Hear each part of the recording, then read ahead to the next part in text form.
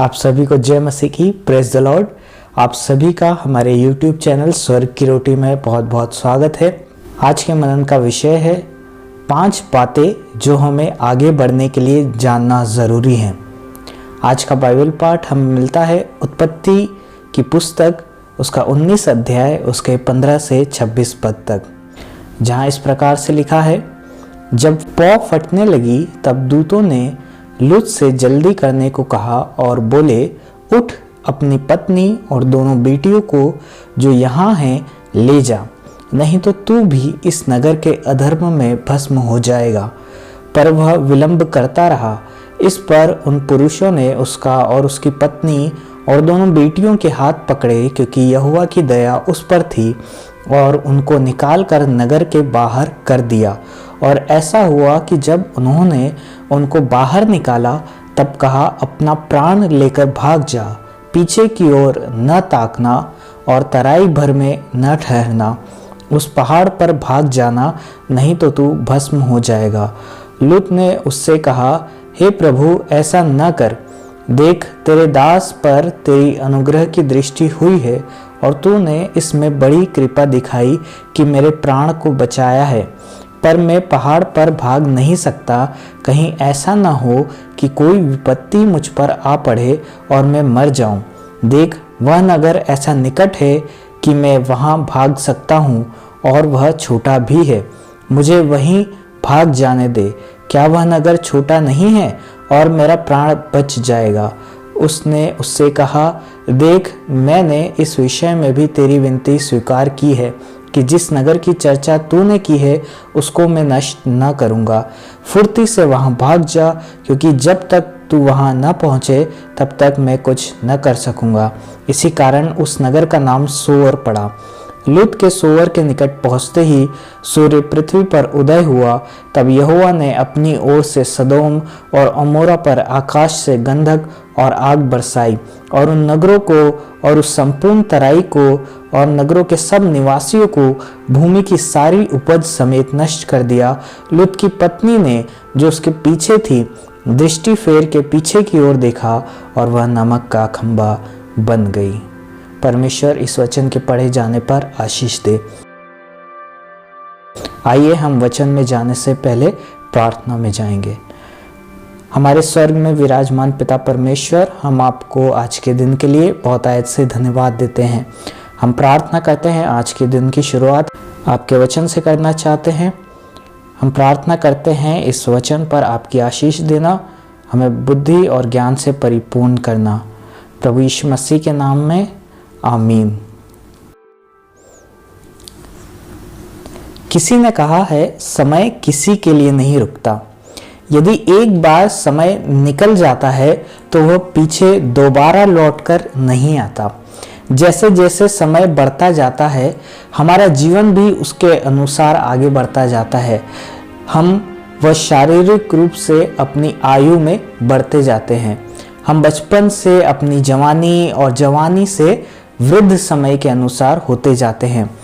लेकिन कई लोगों के जीवन में किसी प्रकार की दुर्घटनाएं, बुरे लोग और मुश्किल परिस्थितियां आने के कारण उन्हें मानसिक आघात लगता है, जिसके कारण वह व्यक्ति अपने जीवन में शारीरिक रूप से तो समय अनुसार आगे बढ़ता है, परंतु वो अपने जीवन में अपने मानसिक और भावनात्मक रूप से आगे नहीं बढ़ पाता है। वह वर्तमान में तो रहता है, परंतु भूतकाल में जीवन जीता है।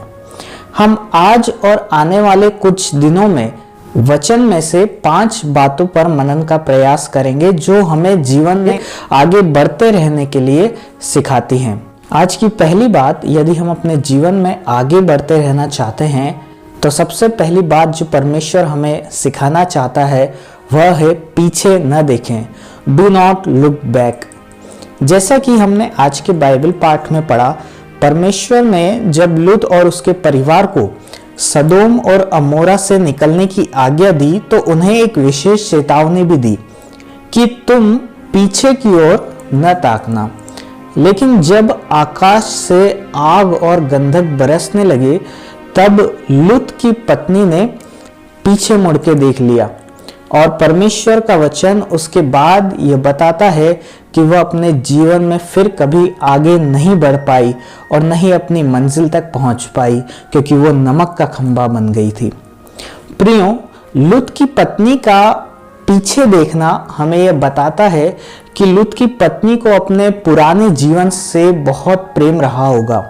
उसके घर से उसे, उसकी संपत्ति से उसे बहुत प्रेम रहा होगा।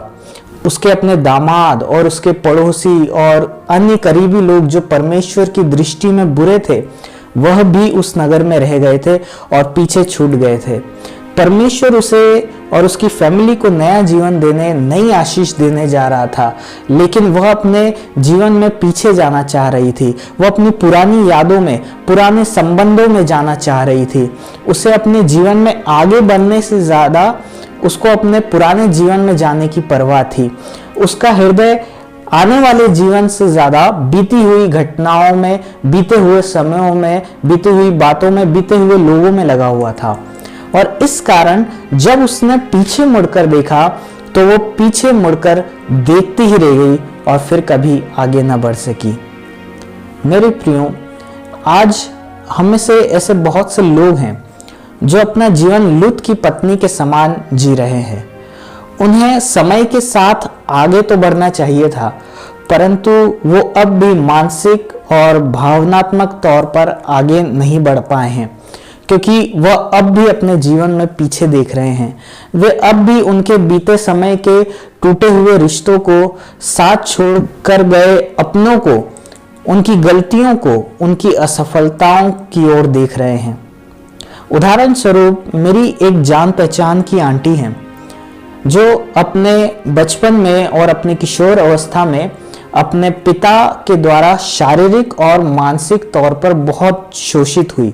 उसके पिता ने उसका कई बार बलात्कार किया और उन्होंने भय और शर्म के कारण ये बात किसी को नहीं बताई, यहाँ तक कि अपनी माँ को भी नहीं। इस कार्य के द्वारा उन्हें अपने जीवन में बहुत बड़ा मानसिक और भावनात्मक आघात लगा और उसके कारण उन्होंने अधेड़ अवस्था तक विवाह नहीं किया। वह अपने मन में यही सोचती थी कि इस दुनिया के सब पुरुष गंदे और शोषण करने वाले हैं और उन पर भरोसा नहीं किया जा सकता। इस कारण उनका अब व्यवहार ऐसा हो गया है कि कोई उनके साथ रहना पसंद नहीं करता है और वह सबसे दूर अकेले जीवन जीना ही पसंद करती हैं। वह आंटी अभी तक अपने पुराने जीवन को, अपने साथ हुए उस शोषण को और उस व्यक्ति को सोचकर अब भी अपने पुराने जीवन में पीछे ही देखती रहती हैं। वह वर्तमान में तो रहती हैं, लेकिन भूतकाल में जीती हैं।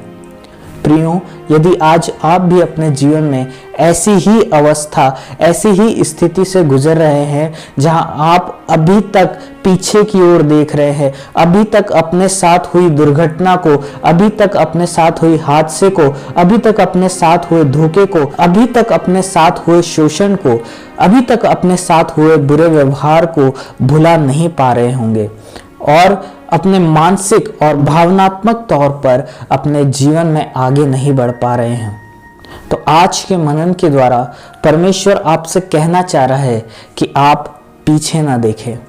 बेशक आपके जीवन में जो भी घटित हुआ वो बहुत बुरा था। बेशक जो अवस्थाएं आपने अपने जीवन में देखी वो बहुत ही मुश्किल रही होंगी। बेशक आपने जिन हालातों का सामना किया वो बेहद पीड़ादायक रहे होंगे, लेकिन मेरे प्रियो, परमेश्वर आज आपसे कहना चाह रहा है कि आप वर्तमान में रहकर भूतकाल में जो कुछ हुआ उसे बदल नहीं सकते, लेकिन आप वर्तमान में रहकर अपने भविष्य को, आने वाले भविष्य को जरूर बदल सकते हैं। जो बीत चुका है हम उसे बदल नहीं सकते, पर उसको भूलकर आगे जरूर हम बढ़ सकते हैं। परमेश्वर अपने वचन में कहता है कि वह टूटे मन वालों के समीप रहता है, वह खेदित मन वालों को चंगा करता है और उनके शोक पर मरहम पट्टी बांधता है। उसका वचन कहता है कि यदि कोई मसीह में है तो वह नई सृष्टि है, पुरानी बातें बीत गई, देखो अब सब नई हो गई हैं। यदि आज आप परमेश्वर के समीप आएंगे तो वह आपके पुराने तबाह जीवन से बेहतर आपको नया जीवन देगा। क्या आप पीछे देखना छोड़कर आज यीशु मसीह के साथ आगे बढ़ना चाहेंगे? नया जीवन, नए भविष्य की ओर बढ़ना चाहेंगे? फैसला आपका है। परमेश्वर आपको इस मनन पर बहुत आयत की आशीष दे। आमीन। आइए हम प्रार्थना करें।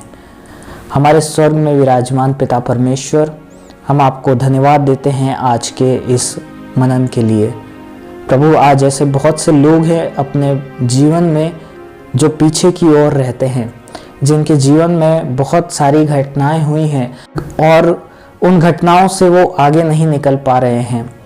उनके जीवन में जो कुछ हुआ है पिता परमेश्वर, आप उसे जानते हैं। हम प्रार्थना करते हैं कि उनके जीवन को प्रभु आप चंगाई दीजिए। उनके भावनात्मक, उनके मानसिक रूप से जो प्रताड़ित हैं प्रभु, उनके जीवन को प्रभु आप चंगा करके प्रभु एक नया जीवन दीजिए। ऐसी हमारी प्रार्थना है। आप पर आशा रखने के लिए, आप पर विश्वास करने के लिए प्रभु हमें अनुग्रह करें। धन्यवाद देते हैं, आपने प्रार्थना को सुना। प्रभु यीशु मसीह के नाम से मांग लेते हैं। आमीन। सबको जय मसीह की।